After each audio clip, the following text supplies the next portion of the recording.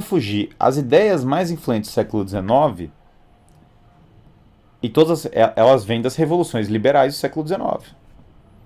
Por exemplo, a Primavera dos Povos, de 1848. Sem Rousseau, sem dúvida alguma, não teria Karl Marx. Aí algumas pessoas são muito rápidas e falam assim, é a Revolução Francesa. Tudo bem, a Revolução Francesa é definidora, ela é muito influente para tudo isso. Mas a Revolução Francesa não é a única ideia revolucionária que influenciou todos esses povos.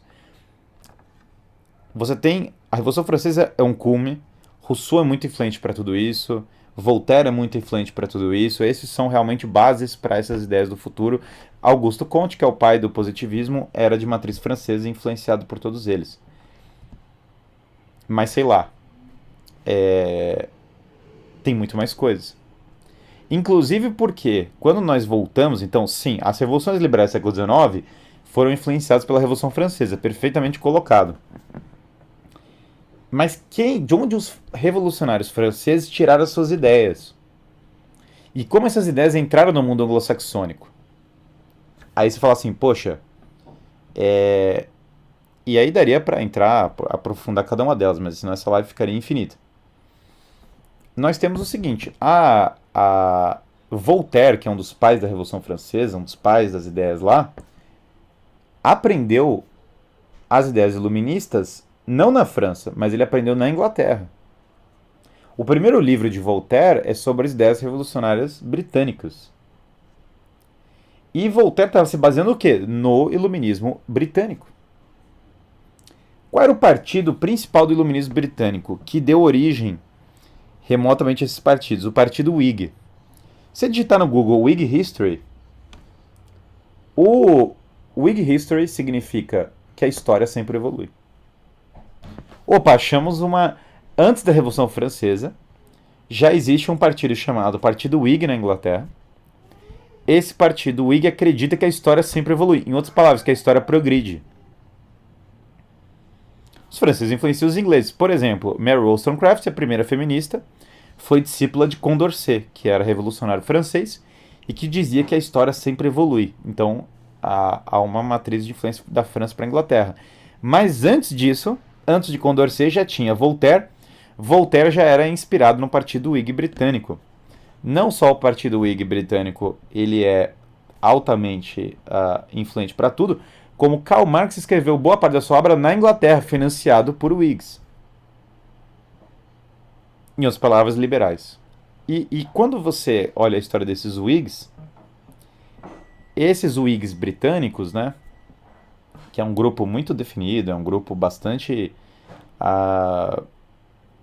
concreto, eles passam muito da sua influência para os Estados Unidos. Thomas Jefferson, que era do partido à esquerda do Federalista, que é o partido de Washington. Então a grande briga primeira ideológica dos Estados Unidos é entre Hamilton e Jefferson. Hamilton tem o Partido Federalista, que é a direita do Partido Republicano Democrático, que é o do Jefferson. O Partido Republicano Democrático, historicamente, virou o Partido Democrata. Olha que curioso, o mesmo Partido Democrata de Woodrow Wilson, o mesmo Partido Democrata de Franklin Delano Roosevelt e o mesmo Partido Democrata de Saul Alinsky, que foi mentor indireto do Barack Obama. Inclusive, Saul Alinsky escreveu o livro Regras para Radicais, que começa falando ao Lúcifer, o primeiro revolucionário que conseguiu fazer uma revolução e deu certo. Saul Alinsky, que foi ultra influente para a era atual e que gera todos esses mesmo Partido Democrata, portanto, Joe Biden, que é o presidente atual dos Estados Unidos. Então, historicamente falando, o Partido Democrata descende do Republicano Democrata, de Thomas Jefferson. Quando o Thomas Jefferson... Quem era o ídolo intelectual de Thomas Jefferson? John Locke.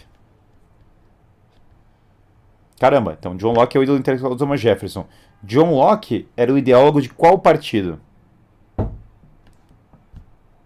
Whig.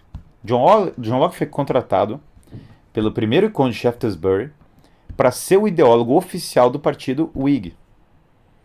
Então o partido Whig, que é o primeiro partido organizado liberal inglês, ele segue a linha de que a história sempre evolui. Ele é um dos pais do iluminismo, que é John Locke, é o seu mentor intelectual. E Voltaire aprende a história, que a história sempre evolui e que você tem que deixar essa tradição religiosa, aristocrática, monárquica, porque, aliás, pasmem, uma das grandes brigas do iluminismo é contra o quê? Religião, monarquia e feudalismo. Óbvio, isso aí qualquer um que passou pelo sistema escolar sabe. Iluminismo é contrário a feudalismo, monarquia e religião. Isso é claro. Se não tem religião, você tem que trocar a religião por uma nova religião, secularizada. Se não tem monarquia, você tem que passar adiante todo esse sistema mais moderno de política. E se não tem feudalismo, a concentração do sistema financeiro ao invés da distribuição da propriedade privada. Essas ideias elas estão absolutamente presentes já nos primeiros Whigs.